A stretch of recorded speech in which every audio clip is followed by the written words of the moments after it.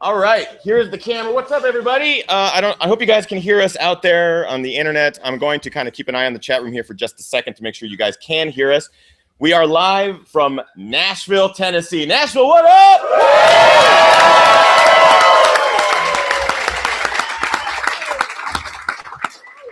So first of all, I hope you guys can see us. If not, at least I hope you can hear us. So yeah, let me know in the comments. Also, Kim, my wife, is in the comments. Before we get the show started, she will let me know if there's some reason there's an audio issue. Brian, you want to just test your volume? Just talk like you were going to talk for the Q&A? Yeah, well, I mean, I just want to say thank you to all of you for coming out tonight. The crowd was amazing tonight. I loved all the laughing, the cheering. It was fun to sit back over there and watch it. So I hope you guys out there in the internet land can see and hear us. Again, just let us know. Sounding good. Great. Perfect. Then that means we can start the show. You, the live audience, will get to ask any questions from the movie. I'll explain everything like what happened here in just a second. Welcome, everyone, to Ginger Runner Live, episode number 153 from Nashville, Tennessee. Let's get this show started. Here we go.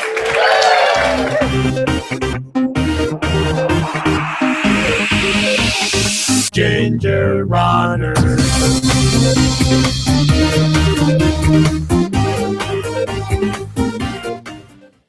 Welcome, everyone, to Ginger Runner Live, episode number 153. We are live. We, both Brian Morrison and myself, are live from Nashville, Tennessee. Nashville, what up?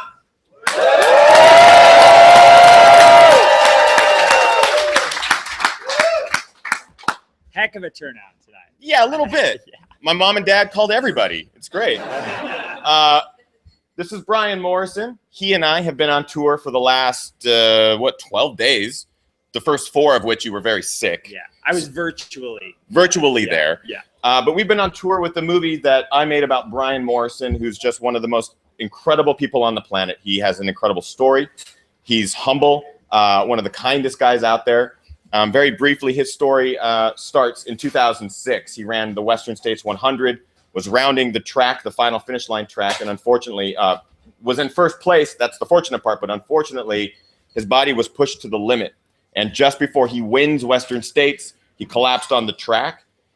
That resulted in a did not finish. So Brian did not end up getting the victory or a buckle or a finish.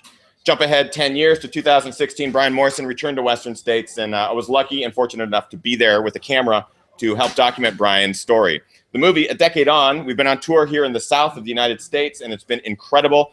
This is our final tour destination. The movie will be available live and free for everyone very soon. But we have a very unique experience tonight for you. We have a live audience that just finished watching the film, and we're going to be answering as many questions as possible on tonight's show. So first, let me introduce our wonderful guest, Mr. Brian Morrison.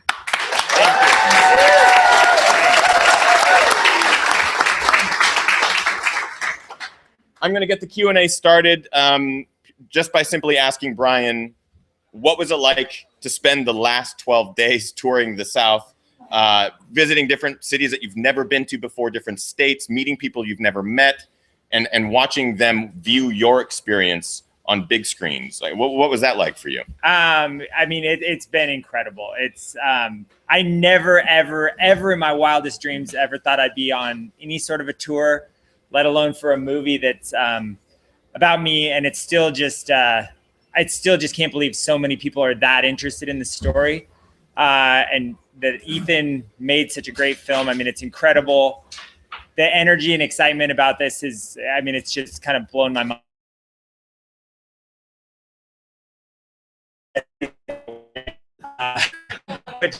There's a lot of great getting to pick his brain and kind of see how what makes him tick and how these films all come together. It's been great, and seeing a bunch of, I've been to Nashville before, as Christy Beth mentioned, but outside of Nashville and Chapel Hill, everything's been brand new to me. So seen some really cool places. And Brian's been super patient all week because, again, you guys might have seen it online, but I'm doing daily videos. I've had the camera in Brian's face all day, every day. And like, I'll film Brian and I'll pull it away and go, I'm so sorry. I know you're trying to sleep, but just wake up. I like watching you dream, but yeah. So it's been a real fun experience with Brian. Let's open it up because I know some of you probably have a lot of questions. We've been fielding some awesome questions on previous tour dates. So does anyone want to raise their hand and have a question immediately? Right here. What was your absolute lowest part of your race, and how did you get through it? What was the absolute 2016? Yeah. What was the absolute lowest part of 2016, and how did you get through it? I think the lowest part for me was probably at Devil's Thumb, because that I had in 2009 when I had a very similar race in 2009 to what I did in 2016.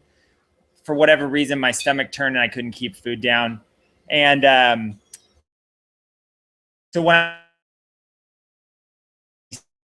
time, just like I did in 2009, it was just all of these thoughts of like they unfolded in 2009. It's all coming back. You don't have crew, any of my family, friends, anyone that was there, which was maybe for the better because it was such a low point. Had they been there, I might have dropped. I'd like to think not, but that was probably the low point for me. The climb up to it was just like grueling, awful. In the movie, when Brian comes around the corner towards Michigan Bluff, you could, like, I was there at the right moment because I hate throwing up and I hate seeing people throw up. But you can see it in the movie where Brian comes around the turn and he's literally leaning up and wiping his mouth, and he comes at me and he goes, "Oh, I'm so glad to see a familiar face. The canyons have been so bad to Brian." It's because he had just come off of Devil's Thumb and these terrible climbs. Is that when you started yakking? Last chance was when I started yakking. There was, well, actually descending from Dusty Corners down into the canyon to Last Chance. I threw up once and I thought that was it. It actually felt like a relief and I was much better afterward. I got down to the aid station and there was a very sweet woman that presumably had been there for years and years and years. And she said, "Well, you don't look so good. What's going on?" I said, "Well, my stomach's really gone." And she said, "Okay, well, you need some potatoes, you need this, you need this." And she just like set up this little plate of stuff. And she's like, "This will soak up the acid in your stomach." And she told me about how her husband had finished Western States, like, I want to say 20 times or something. So she's one of these volunteers who had been around the block. And so I was trusting her, and I'm not blaming her, but I got about a half a mile down the trail from that aid station and everything came right back up. And that was kind of where I just could never get the puking back under control after that. Other questions? Yeah, right here. Do you have a go-to food or something when you're at a down point where you go, "This is freaks me out"? No, I mean, Go-to food or go-to item to help keep you coming back. Yeah. I wish I did. I mean, generally flat Coke tastes pretty good. It doesn't, I don't know if it has any benefit to helping my stomach, but yeah, the nutrition for this has been tough for me to figure out. I've had great days where I think I've got it figured out, and then another this year. So Question, yeah. About you've done other 100-milers. What is it about Western States that is just so tough? I really think it's the heat. It's also the level of competition there.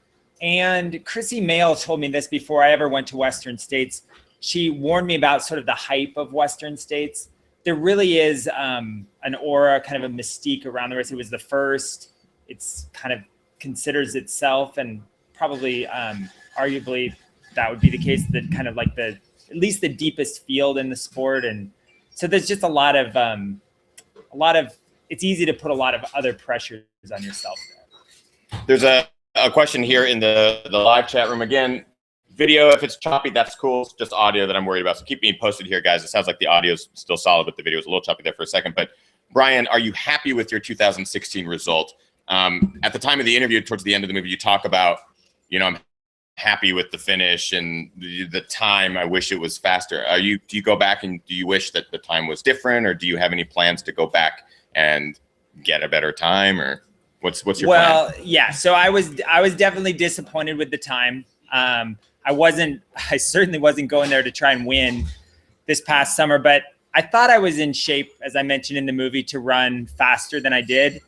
So it's hard to take yourself entirely out of that race mentality, even though I knew it was really all about finishing. And one thing I will say is that Ethan's movie, when I first watched it in Seattle, I watched it with like 300 people. I hadn't seen it and I had no idea what to expect. it really gave me a new appreciation for the sort of totality of the accomplishment. And so, and, you know, coming out and seeing people react to it and stuff, it does give me an appreciation for what I did. But it, you know, again, it's hard to completely take yourself out of that racing mentality. I also just realized that my beer is still sitting on that. Like, did someone grab it? I'm seeing everyone sip their beer. I'm like, where's mine? It's so good.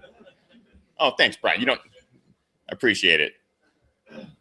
All right, yeah, priorities. Now the show can start. Let's just restart. Other questions? I know we had a bunch of hands. Yeah, over there in the corner. I know that trek between Squaw and Auburn, and no disrespect, but how does a native of the Pacific Northwest train for that? The question is between the elevation, the heat. You know, Northwesterners aren't geared for that heat, as you said. Right. Well, go. Yeah. Just want to repeat the question for the live show. It was how does a Northwesterner or Pacific Northwesterner, someone who maybe isn't used to the heat, train for a race that is notorious for heat? Well, so terrain-wise, like we have plenty of terrain to simulate it. The heat is tough. Both in 2006, even 07, 08, 09, 2016, I spend a lot of time in the sauna, and I don't know if that, and really like in a pretty tight window, like 3 weeks out from the race. And that was something that Scott had really encouraged me to do. And whether it actually physiologically helps or not, you feel at least prepared. So I just go in there. I used to be a little bit more focused. I would go in and like do jumping jacks or push-ups, but you look kind of ridiculous being in the sauna. And so you have to have a sauna that's a little more quiet. And the one I'm at now at the climbing gym has always got people in it. So I just sit in there and just drink fluids. There was a bunch of hands that went up. Yeah, right there. So, if not Western, do you have another 100 in mind? What do you want to race? What's kind of on your agenda? Well, so on the if not Western states, what are the other hundreds or other races that you might have on the plan? I'll get this figured out one. It's okay. It's okay. The live chat room is like, Brian is so awesome. Brian's amazing. Like, they're infatuated with you. It's fine. It's all right. So if not Western, then any other 100? Okay. Well, so just on the immediate horizon, there's a couple of 50Ks. Ethan and I are both running the Chuckanet 50K in Bellingham, Washington. There's another 50K up in Port Moody, BC that I'm going to run. And beyond that, Starlight Overnight, which is a really cool multi-hour loop race over in Cle Elum in the middle of the night. I'm more excited about long adventure runs now. I will definitely run some other hundreds. I don't know what those are going to be, but going back to the sort of whole, like, it sounds silly, I know, but it's hard to go. And even Chuckanet, I'm thinking about, well, I ran 4:06 there and I was second place one year. And it's just so hard to, even though I have kids in a business and I'm like 10, 12 years older now, it's hard to fully detach from that. And so it's really fun to just go out and do long adventure runs with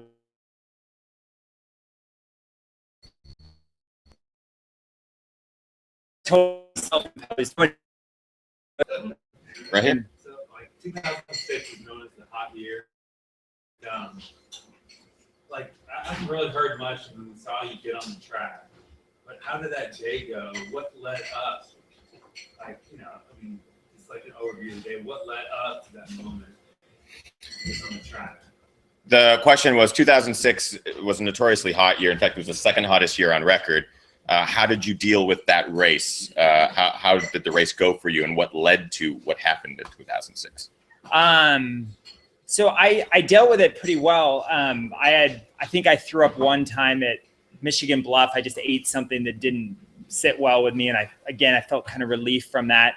I was actually in fourth place through the first 62 miles, and then between Forest Hill and the river, I ended up, and that's where I picked up Scott. I ended up catching the three runners that were in front of me, the last one like just at the river. And then we pushed really hard from there to the finish. I just remember every little bit of like there's horse troughs or, you know, like little bits of water. Scott would have me lay down and everything, just even in mud and like, who knows, horse poop probably. Like every little bit of water that we could cool off in, we were doing. There was a creek that was, you know, probably running straight off a pasture that we didn't bother to filter. We were both so hot, and it was an incredibly hot year. But there was nothing that, when I look back on it, there was nothing that would lead me to believe that I was going to have that dramatic collapse at the finish line. Did you run Roby Point? Did you run some things that if you would have known you had to lead, that you probably, Yeah. I'm sure you ran. Yeah. Yeah. So Did you push the last few miles? yeah. There was a pacer change made at No Hands Bridge, and I was also told that I was 2 minutes ahead of the eventual winner, Graham Cooper, as a way to motivate me to keep going.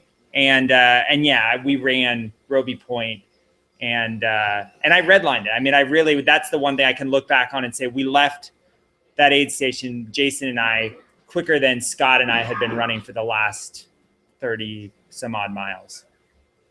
So. Other questions? Yep. What's your running background? Did you run in high school, college? How did you get into ultra running? What's your running background? Did you run in high school, college? Yeah, I did not run early on. I got into running in college mostly because I started to get into climbing. My uncle wanted me to climb Mount Rainier with him, and as a way to get in shape for that, he suggested I start running more regularly. And I did, and fell in love with it. And I think I ran a 10K and a marathon, and then went straight to 50K, and then kind of never looked back after that. Questions? I'm not very fast, so like I like the longer stuff. Says the guy that almost won Western States. Well, Like 20 minutes. Right. I saw hands on this side. It went away. Maybe the question was asked. Yeah, right here. How do you pick the people to help kind of guide you during your run to be your pace setters? How do you pick your crew, your pacers? yeah, it's really about who I've spent, many, probably hundreds of hours training with leading up to the race. So Morgan was a no-brainer. He and I had been training a lot. He had paced me the summer prior at Cascade Crest, and then really kind of through Morgan, I got to know Ben better. He became a regular training partner, and I asked him to help out as well. But yeah, I think you really need those people that you're comfortable with. I know people go to Western States without a pacer, and you can link up with a total stranger. That seems like it could really go wrong to me. But yeah, I've been lucky with my pacers. There's a question in the live chat room here for Brian. Did the eventual winner ever approach you or give you any props for your effort? Yes, Graham and I exchanged some emails, and yeah, he was very, very kind about it. Questions here? Yep. In 2006, when you were at the finish line, did it occur to you that your crew or whoever helping you across the finish line, that was a bad thing, or were you just so out of it that you didn't think about that? The question was, did you know that your crew helping you at the finish line in 2006 would affect you, or were you too out of it at that point? I was too out of it. I really was. I came into the track. Literally in my memory, as soon as I stepped onto the rubber, I was down, like on the ground. I got up under my own power the first time. And then from what I was told, I kept trying to run because I was convinced that, Graham was essentially now like, 100 meters back of me or something. And just totally running scared and kind of out of my mind, and fell again and couldn't get back up. And then I blacked out until I came to in the med tent. So it's actually really interesting in the movie. You guys might have noticed there's a point where I look to Scott, he says something to me, and I say, I whisper, I'm trying, or I mouth, I'm trying, but I have no recollection of that at all. So I didn't even think about them helping me. Question for me, because I think this is also a part of the story that is fascinating, but what happened after you finished that in 2006? What was like the order of events? Right. So I guess I came to pretty quickly in the med tent. They asked me, well, first I turned and I threw up.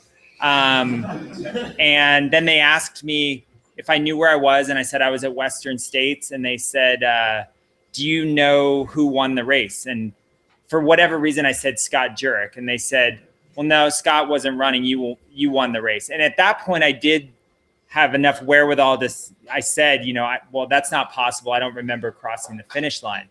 And they assured me that I did. And then they took a blood sodium level, and it was really low. My mom was there, and she heard the number, and somebody mentioned seizure and that number together, and that was all it took for her to insist on getting an ambulance there and taking me to the hospital. There's a good question here in the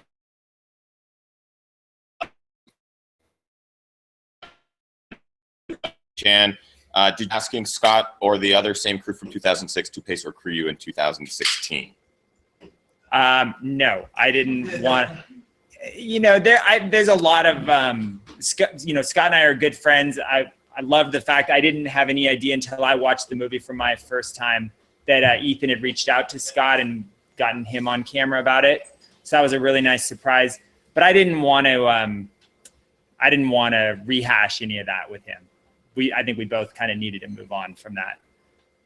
Yeah, and asking Scott to do the interview in the movie was actually pretty easy. He as much as he has put 2006 to bed, he was fully committed to helping out in any way, and basically made it happen because that guy is busy. That guy has a schedule, and he did everything in his power and made it happen. So, well, and he's really been amazing. I mean, I don't know how many of you have read his book, but I feel like until this movie, most people that I talk to that know my story know it because of the chapter in his book that he didn't have to do that by any means. And I thought that was a really nice gesture on his behalf to include that in Eat and Run.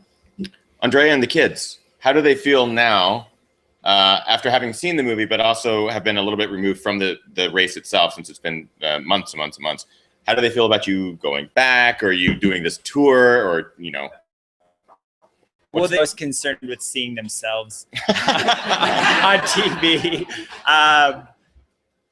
Jack understands Western States, although I was joking with a group the other night that post-race, less so now, but he would go and run around the block and say, Dad, I just ran Western State. That's not quite Western State. Yeah, go to your room. Yeah. Go to your room. And Andrea is really glad that it's done, and she would just as soon it was never mentioned again. Though she actually loved Ethan's movie, so does love Ethan's movie. Oh, not in past tense. That one time was great. Yeah. The rest of the time, not so great. I thought for me, creating this was it was a passion project, right? The only way it was really able to get made was through friends, through family. My wonderful wife, who's also here, is a huge contributing factor to this happening, as well as the Patreon supporters. There's actually one here. I want to give a shout out to Ross. I really appreciate. Are there other Patreon supporters here? There are a couple. Thank you, guys. Couldn't have been made without your help, your assistance, and it's like a Kickstarter, but it's a monthly thing, and this is a viewer-funded project, completely 100%. And it was this passion project. I wanted to tell the story. I want as many people to see it as possible. And they, both Brian and Andrea and the kids and your whole family, no one had seen it in Seattle before we did the screening because, well, I finished it about 20 minutes before the screening. So, I'm a nervous wreck watching this movie and watching them watch this movie. And afterwards, Brian's wife came up to me, and by far the ultimate compliment was her saying, I hate that race. I hate Western States. After Brian finished it in 2016, I hate that race. Watching your movie made me go, maybe I don't hate this race. And it was incredibly special to hear her say that. I mean, having interviewed her so many times leading up to this movie, she just was so consistent with the dislike of the race. Not the race directors or any of that kind of stuff, just the experiences that her husband had had there. And so to hear her say something completely opposite of what she had been saying on camera for so long was just amazing. Maybe she'll let you run it again. Maybe she'll what would happen if Jack grew up and went, Dad, I want to run Western States? We'd support that. Yeah. What if he asked me to crew and pace him? Would you be like, I would support that too. thanks, that's awesome. Yeah. Thank you. That's the second best compliment I've gotten. Other questions? Turn to you guys. Yeah, right here. So you guys have spent a lot of time out west running, and you've gotten the joy of our trails here recently. Are there any races here in the southeast that you guys could see yourselves coming to? Yeah. Yeah. No, I mean, I'm not going to be able to quote any specific races probably, but yeah. I mean, sorry. Yeah, the question was, we run Western trails, Western United States trails all the time, races over there. Are there any races or trails on the East Coast or in the South? Now that we've seen some of the area, are there any races that we would come out to run? Yeah, no, Barkley's a no. Barkley's a no. There's not any running that happens at That's not a Barkley, running race. That's a don't die race. Absolutely. I'll take this one first. We went running in Chattanooga. Oh man, was it yesterday or 2 days ago? Or I don't know. 2 days ago. 2 days ago. Everything's mush at this point, but blown away by the trails there. Had never, again, both of us had never been to many of these cities. I've been to Nashville once for 20 minutes when I came last year for Barkley to film Gary.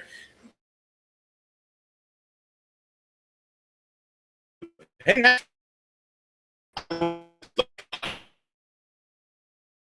was awesome. Nashville. There are so many different areas that we got to see, like very briefly. And it was obvious that you guys have a lot of stuff going on here that we are missing out on the West Coast. I mean, East Coast is an understatement. There are some gnarly trails out there. So, yeah. You know, I'll say this, it's not a race, but the last time I was here several years ago, as Christy Beth talked about, Percy Warner Park was like, that was pretty magical for me. So that was unlike any place that we have in the Northwest. And it really made an impact on me positively. So I still talk all the time about Percy Warner. In fact, Ben and I bonded over Percy Warner too, because he had been here on tour and was looking for a place to get out and run trails, and also really enjoyed Percy Warner. So, why did we choose? This question comes up here in the live chat, but it also had been coming up a lot on social media in the last week. But why did we choose the destinations we chose for this tour, and why did we keep it to like a small section and that sort of thing? Yes. So I own a Fleet Feet store in Seattle and had business at Fleet Feet headquarters in Carborough, North Carolina. And Ethan had reached out to me and said, hey, could we do an East Coast tour? And again, 2 kids and business, it's hard for both Ethan and I to get away and get on the road. And so I said, well, I've already got this trip planned in February to North Carolina. What if we were to build something off of that? And so Ethan's like, awesome. I had contacts with Fleet Feet, and we just started to kind of map out a little Southeast tour. Yeah, we obviously wish that we could visit. I'm talking to the internet. Your face is great, but I'm talking to the internet. There are so many places that we want to take this movie. We wish we could. I have so much more respect for bands and tour managers now. Oh my gosh. I can't fathom doing what we did, but then also playing like a 2-hour set, just sweating your ass off on. Like, I don't get how bands do it, because this was exhausting just for like sitting in a car and talking shit to each other. So I can't imagine being in a band, but we had so many other places that were like, oh man, it would be great to go to Chicago or New York or New Hampshire or, you know, all those places. We wish we could have. I'd much rather release the movie sooner so more people can see it rather than hold on to it and, you know, try to hit small destinations here and there. So if you are watching at home or you're in Europe or Australia or Indonesia, I promise you, you will get to see it very, very soon, because I'm done holding on to it. I want everyone to see it. Yeah. Other questions? Yep. How do you deal with the race? You and your family both have had so much anxiety kind of going into 2016. How do you overcome that anxiety to run such a great race and be able to finish with the pressure of also getting filmed at the same time? The question was, how does Brian's family deal with the anxiety going to the 2016 race 10 years later, and then also adding in the element of having a camera follow you? Well, it does help being older and slower and knowing that running to win is no longer in the cards. It was also just, there's a lot of motivation of having that race hang over me and Andrea, and not so much the kids. But I just got tired of it hanging over me. And I had the opportunity, you know, the special consideration, and there was definitely anxiety, but I knew that this might be the only shot I get at it, because I'm not going to get granted special consideration again. And it's getting really hard to get drawn in that race. So that was it. I mean, there was definitely anxiety, but it was overcome by the desire to just finish it. Other questions? Yep, right here. Yeah, Brian, you talked about this being a story worth telling, and how what happened the first go around has impacted you to this point. Can you just elaborate on that a little bit, and how you think, maybe now that you've had time to digest that, looking back on it, what you think you've learned and how you pass that forward through Fleet Feet or other people you run into, no pun intended? Kind of question regarding 2006 and 2016, how you take that experience and those memories, and, you know, what is good of them, or how can you help other people and that sort of thing? Yeah, I mean, that's hard. You know, seeing other people watch it and react to it makes me realize that there is more of a story there. Like, to me, I still look at it like, well, I'm very proud of the fact that I almost won Western States, but I don't really understand entirely how that's, even before I finished, people would tell me all the time that that was motivating or inspiring to them. And I appreciated hearing that, but I've never totally understood how getting that close and not finishing was inspiring. I definitely understand how, you know, that sort of like following me around for 10 years and finally going back and with the kids running around the track with me, and just the way Ethan was able to juxtapose the 2006 footage against the footage this year. Like, I mean, that inspires me. Like, I want to go out and run watching myself run around. So I don't know if that answers your question at all or not, but I think it's a more inspiring story now that I've gone back and finished it. And what I would say, and I said this even after 2006, I'm really going back to the question earlier about, you know, what my running background is. I didn't ever run track or cross country. I wasn't very athletic growing up. And Scott came to me, obviously because he saw something, you know, in the way I was running and training, but he's the one who reached out to me knowing that I was in the race and said, hey, I truly believe you can go and win Western States, and I'm going to help you do that. And so it was just a lot of hard work. And so I really, truly believe that if you really set your mind on something and you work really, really hard at it and sacrifice a lot of other things, then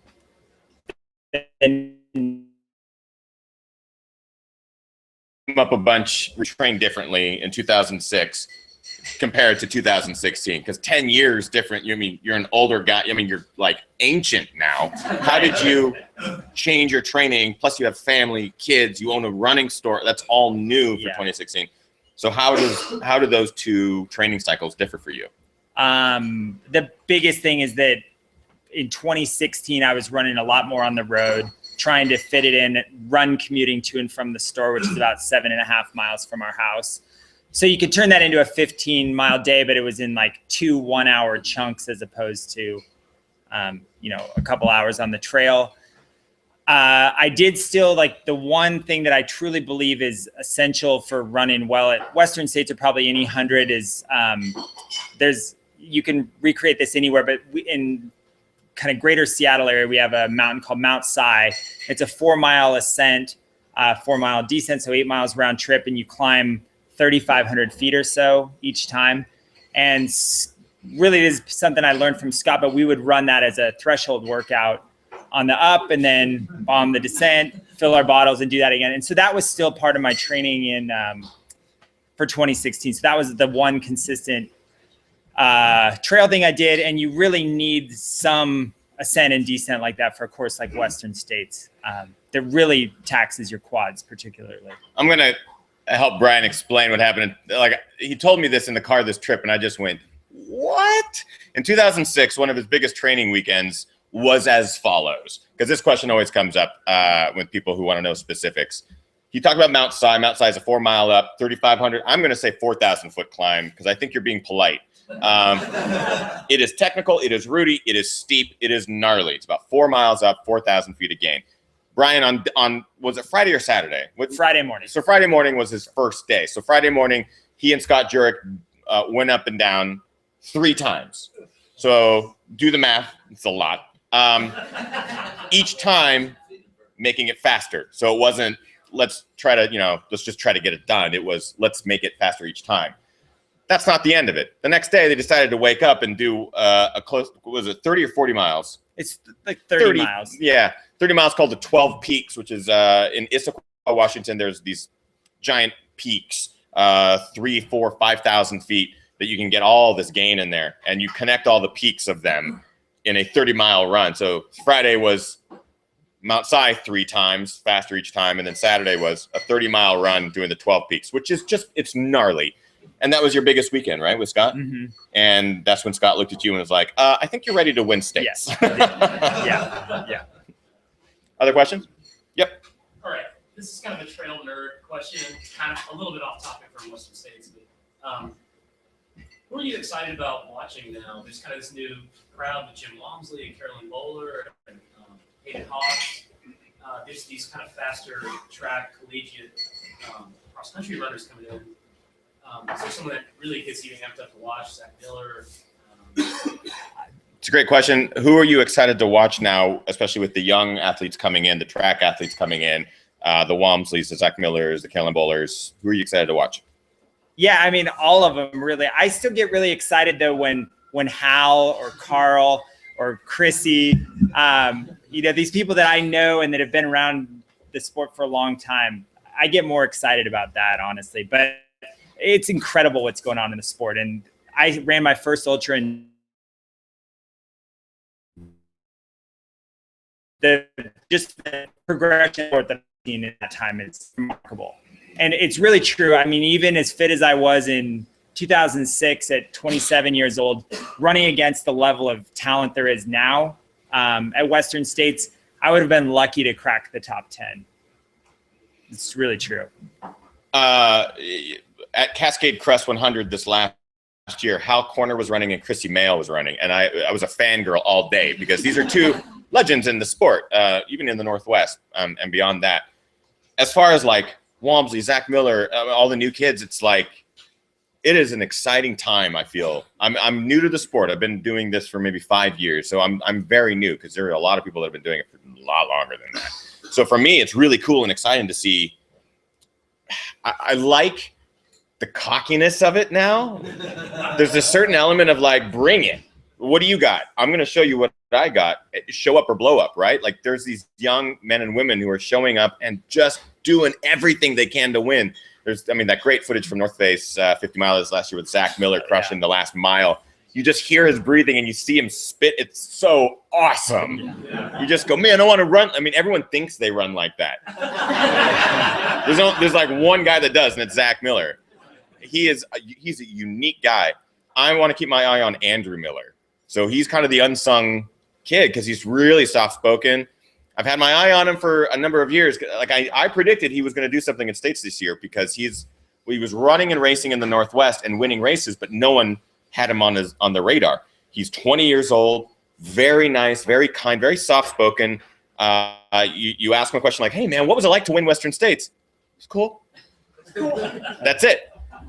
He won Western States in 2016. You don't hear that because Walmsley, mile 93 took a wrong turn. Sage Kennedy blows up at mile 60. There's all these big names and big stories, but this kid was consistent. He was smart. He played his game right, and he finished in first place. He won Western States. Softest spoken kid, like just awesome. I'm excited to see what he does. It's an exciting time for ultra. The person who I really want to follow is Gunhild Swanson, who finished 29, 59, 53, or something like that. In 2015, she was the last person to round the track with seconds to spare. She's 72, I believe. The chat room can correct me, but I believe she's 72 years old. She is awesome. She is awesome. And I asked her to be on Ginger Runner Live, and I'm gonna throw her under the bus. That sounds terrible. But this is why I really like her. I reached out. I was like, hey, listen, I of course recently found out about you from Western States, but also we have mutual friends, and here are the names of people that we know, just so you know that I'm not a creepo young guy messaging you on Facebook. I was like, I do a podcast. I would love for you to come be a guest. If you're ever open to the I would love to have you. And her response was, I don't know who you are. I don't want to do it. And I went, oh, that's awesome. That's awesome. She's just, I mean, I haven't met her in person. I've only seen her a couple times. Are you trying to butter her up to get Hey, her on the Gunhild, show? I know you watch this show. She's playing hard to get. I know what she's doing. I don't know. I think she's rad. You look at her Strava and you feel like an idiot. Like, she's crushing it, man. She goes and does 20 miles a day sort of thing. 72 years old. That's awesome. That's amazing. Yeah, that's awesome to me. Other questions? Yeah. So between the 06 and the 16, with the hundreds that you've done in between, what makes Western States so much different than all the others? The question is, in the decade between 2006 and 2016, all the other races that you've run, what makes Western States so special, so important to you? Yeah, well, there really haven't been that many hundreds. It's Western States, it's Cascade Crest, and I attempted a race in its debut year called the Fat Dog. And it just goes back, I think, to the history of Western States and how much I've built it up in my head. You know, before I ever really even knew Scott, I looked up to him and what he had accomplished at that point, like 4 wins in a row at that point at Western States. And so, yeah, I mean, it goes back to Gordy and just the history of that race. Other questions? Anything for Brian Morrison? Yeah, Ross. In the video, you got a couple of videos from Pearl Jam. What did that mean to you? And you got to talk to anybody from the band about it? Oh, yeah. In the video, sorry. I the video. got so excited to talk about it. This is good. In the video, Brian gets some videos from Pearl Jam. Spoilers, you'll love it. I don't actually show the videos for an important reason, but you got some videos from Pearl Jam. What was it like to get some videos from them? It was incredible. So, I mean, I was, my face is it's hilarious in there because I have this inner turmoil of like, oh, I'm going to throw up, but there's Mike McCready in his backyard or something, presumably with his guitar, like maybe one of his kids, I don't know, with the phone. He's kind of correct. He's like, and then he says, hey, Brian, you know, this is a running song. You can do this. Plays a song. I mean, it gives me chills every time I watch it still. And so it's amazing that Mike did that. But what's every bit as amazing to me when I really stop and think about it, because I do obsess over Pearl Jam, but the fact that Ben knew that was going to mean so much to me to sort of go, I mean, the way he described it to me, he knows those guys a little bit. He's not super good friends with them. So he, you know, put himself out there a little bit to even ask for that. And wasn't going to ask a second time. And Mike, he said, responded immediately. And not only did he respond immediately with a video, there's 2, and they're shot at different times because he's wearing or not wearing different things. One, he's got a shirt on, one, he's shirtless. I think that's so amazing that Can you imagine being a mile 62 of Western States, like throwing up, and then you pull out a video of Mike McCready shirtless playing a guitar for you? Did you think you were hallucinating? And the man showing you the video is Ben Gibbard of Death Cab for Cutie? I know. It sounds preposterous. Every rock star is a fan of rock dream. It's awesome. Yeah. Other questions? Yeah. What advice would you give to someone running their first 100 miles? It's great question. What advice would you give someone running their first 100-miler? Gosh, there's so much. I mean, I really think it's way more a mental game than it is obviously you have to be in shape to run 100, but I really truly believe it's like 70% mental and 30% physical. Get on the terrain as close as you can, mimic training to the race itself in terms of terrain, heat, really try to get your nutrition figured out. And that's a real, I mean, for me, that's been the hardest part of it, probably. Get yourself a good crew and some good pacers and and really start off slow and try to finish strong as opposed to going out hard and walking in the second half of it. But and back-to-back training runs I think are key, because nobody's going to go out and do, well, I know a couple people, but I would not advise going out and doing a 70-mile training run. But you can definitely benefit from, a 25 and a 30-mile back-to-back or something like that. So back-to-backs where you're running, you're getting a little recovery and rest in between, but you're definitely simulating running on tired legs, which you're inevitably going to encounter on race day. My advice is something that my wife taught me early on, which is start slower, run slower, or start slow, run slower. My first 100 and only 100 at this point, but hopefully that'll change this year. Cascade Crest in 2015. I went into the race like, oh, I can cut it up into these chunks. I run 50K, I know, or 50 mile and 100K. I know how to like chop this race into chunks. And I know the paces for the various things. I look at the hills. You can kind of see there's X amount of gain in this chunk. I know how to pace that. So I went to one of my pacers, Gary Robbins, who had placed second in the race before, knowing, dude, all right, here's my plan. The first 30 miles before I see you, I want to run that 30 miles in, let's just say like 6.5 hours. Cause that's kind of what my it's like a slow 50K time compared to what I was doing that year. So I was like, yeah, 6.5 hours with X amount of gain. He looks at me and laughs. He's basically, that's funny because the master's course record for that same section is 8.5 hours. So you're going to run it 2 hours faster? Good luck with that, bud. And I very quickly realized, this was 2 days before the race too, after my plan had already been set. So I kind of realized you need to take that advice to heart, which is start slow, run slower. It'll help you pace yourself. And with the 100, the one that I ran, that was the only reason I feel like I finished, was because I had enough energy to get through terrible, terrible things later in that race that allowed me to finish at all. So it's simple advice, and I think it is the most effective for sure. Yeah. What goes through your head when you come around the corner and you realize that the guy who's documenting your great race or bad race, however it's going, what goes through your head? Do you I'm thinking like when you're in a marathon and you see the guy with the photograph and you want to have a good photograph. What goes through your head knowing someone's documenting? The question was, what goes through your head if you're rounding the corner in like a 100-mile race and you see the most handsome man with the camera filming your race? What goes through your head when you see someone filming your race as you come around a corner? You feel like crap or something. Yeah, well, it's kind of like you said, you want to look good. So that's why I got rid of that ridiculous bandana I was wearing. No, I was really thankful to see Ethan, actually. It just was nice to see a familiar face. It was comforting, even with the camera on me. Yeah, he said that in the film. And as a friend, Brian comes around the corner. He hasn't seen any of his crew for miles and hours. And when he says that, I want to say, oh man, I'm right here for you. Like, what do you need? I can't hand him anything. I can't do anything.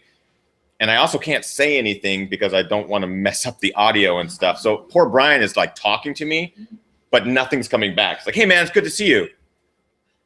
What's going on with Andrea and the kids? Just silence. And it's like, there were a couple times I feel like I probably said something and edited it out, but yeah. Other questions? Yep, right there. What about gear you used to run this year as compared to first in the range? Did you change gear? Did you constantly help look better for you? What gear did you use in 2016? How did it differ than what you used in 2006? That's a good question. Yeah, it's a great question. I didn't run with a vest in 2006. I was just carrying 2 handheld water bottles, and in the canyons, a waist belt that had 2 more bottles. It was really hot. So this year I decided that vests have come a long way in 10 years, and they're a lot less cumbersome. They don't bounce nearly as much. So I felt really comfortable wearing a vest. And kind of interestingly, on the footwear side of things, in 2006, I was actually running for the Montreal team, but I was having some Achilles issues. And kind of long story short, Scott had started running for Brooks and was like, you got to get rid of those Montreals. They're adding to they're too hard in the heel counter, and it's attributing to your Achilles issues. And he gave me a pair of their Racer STs, for anyone who knows that Brooks shoe.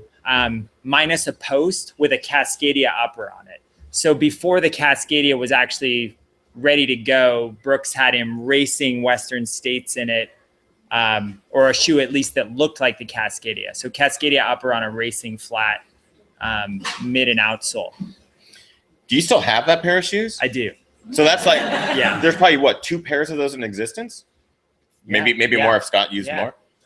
I didn't actually realize that. That's pretty cool. Yeah. The other question kind of came up in 2016. Did you ever change your shoes? Did you ever change your socks? I didn't. Not in. I actually have never in any of my hundreds changed shoes or socks. He's still wearing the same stuff all tour. It's been great. I've just always taken the approach, and certainly, like if I really had a hot spot or something that I had to address, I would. But I've just taken the approach that I'd rather not even mess up whatever's going on down there. I'll do one more question for the live show and let you guys go, and then we can continue to talk and do more Q&As with just the Nashville crowd because they came out tonight. Really appreciate it. So let's do one more question for Ginger Runner Live. Yeah, go ahead. Oh, I just had a smart question about whether you thought maybe cutting a bunch of holes in your shirt might have helped. Right. We'll count it as a fun question. We'll do one more than after that, but did cutting a lot of holes in your jersey, would that have helped? Pulling a Walmsley or a Jurek? You never know. Maybe so. Next time. Always cut holes in your jersey. So yeah, I'll do My one more. My dad bod didn't need I'm no Jim Walmsley, so dad bod didn't like the. Got a question right there. So will you do Western States again, or do you have another dream race to do in the future? Will you do Western States again, or do you have a dream race in the future that you'd rather do?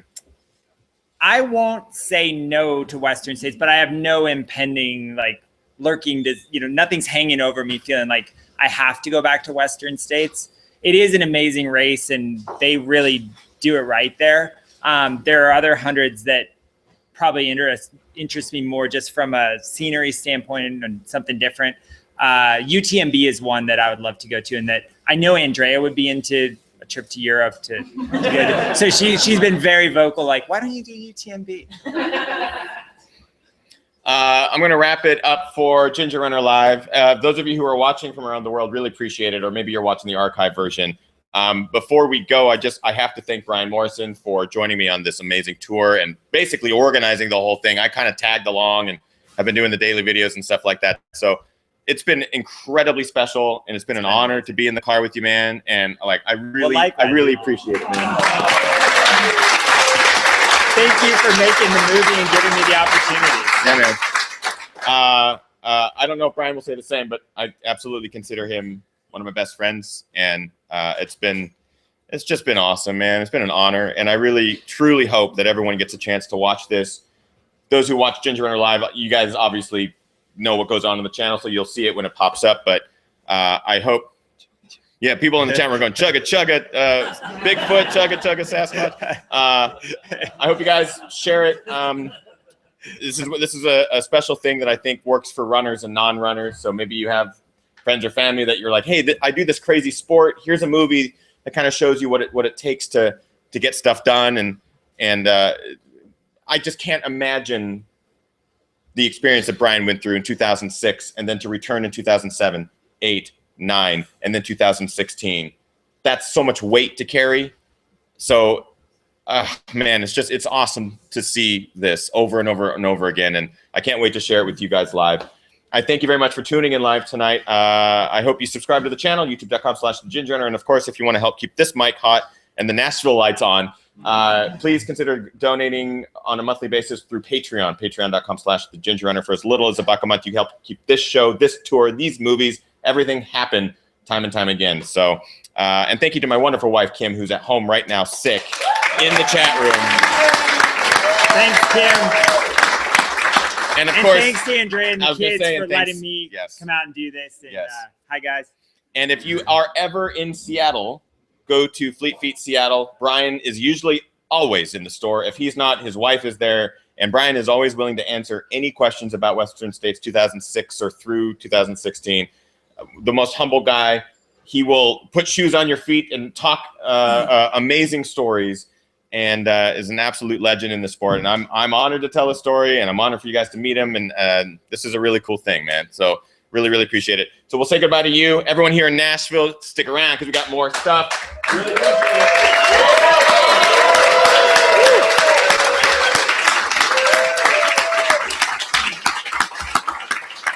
You guys.